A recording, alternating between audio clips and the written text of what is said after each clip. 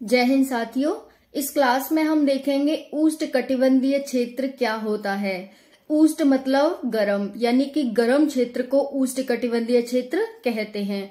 अब गर्म क्षेत्र कहाँ पाया जाएगा? जहां पर सूर्य की किरणें सीधी पड़ेंगी। अब सूर्य की किरणें सीधी कहाँ पड़ेंगी? भूमध्य रेखा पर 0 डिग्री पर। 0 डिग्री पर सूर्य की किरणें सीधी पड़ेंगी। उष्णकटिबंधीय क्षेत्र क्या होता है? 0 डिग्री से लेकर के 23.5 डिग्री नॉर्थ और 23.5 डिग्री साउथ के बीच में उष्णकटिबंधीय क्षेत्र पाया जाता है। तो उष्णकटिबंधीय क्षेत्र क्या होता है? भूमध्य रेखा के यानी कि 0 डिग्री के नॉर्थ साउथ 23.5 डिग्री और साउथ 23.5 डिग्री के बीच में उष्णकटिबंधीय क्षेत्र पाया जाता है। अब सूर्य की किरणें सीधी पड़ेंगी तो गर्मी कैसे होगी?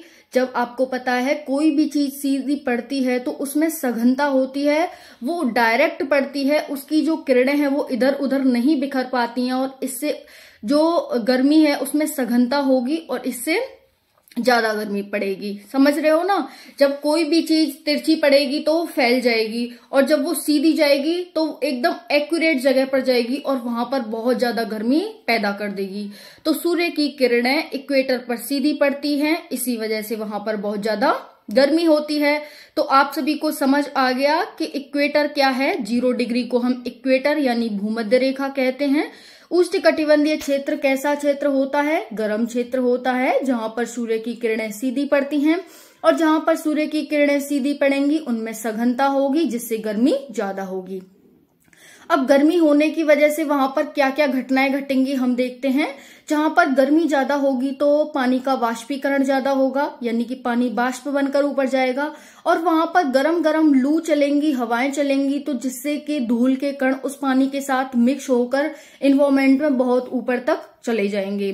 क्योंकि बूंदें जब छोटी होती हैं उनका वेट कम होता है, तभी तक वो इन्वायरमेंट में रह सकती हैं, क्योंकि ग्रेविटी का इफेक्ट पड़ता है। आप सभी को पता है जैसे ही वो भारी होती हैं तो ग्रेविटी उन्हें अपनी साइड खींचती है, जमीन उन्हें अपनी साइड खींचती है और फिर वो बारिश के रूप में वो वाली बूंदें जमीन पर आ जाती हैं, जिससे कि वर्षा होती है।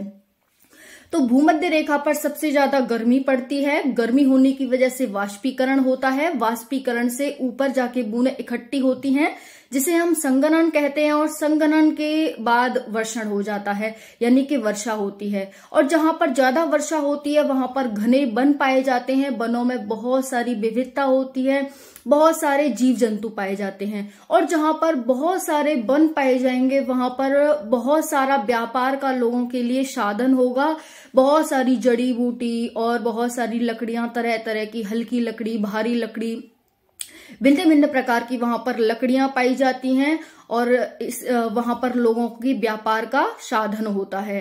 तो आप सभी को ये समझ आया कि उष्णकटिबंधीय क्षेत्र क्या होता है। उष्णकटिबंधीय क्षेत्र में सूर्य की किरणें सीधी पड़ती हैं। सूर्य की किरणें सीधी पड़ने की वजह से वहां पर सबसे ज्यादा वाष्पीकरण होता है। वाष्पीकरण होने से वर्षण होता है।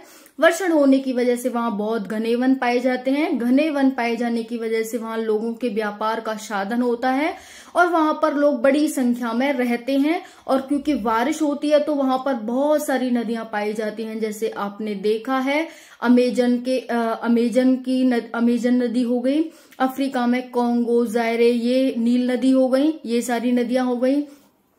तो जहां पर भी सूर्य की किरणें पड़ती हैं वहां पर जनसंख्या भी बहुत ज्यादा रहती है। हालांकि अभी आप सभी को पता है हीट वेव आने लगी है, क्योंकि हमारा जो इन्वायरमेंट है वो बहुत ज्यादा चेंज हो गया है। अदरवाइज तो अब तक जो भी जितनी ज्यादा जनसंख्या रहती थी वो इक्वेटर के पास ही रहती थी, बट अब बहुत ज्यादा गर्मी बढ़ गई है, इस वजह से जनसंख्या अब तटों पर रहने लगी है। तो आप सभी को समझ आ गया होगा ये सारी घटनाएं। ओके, जय हिंद, जय भारत।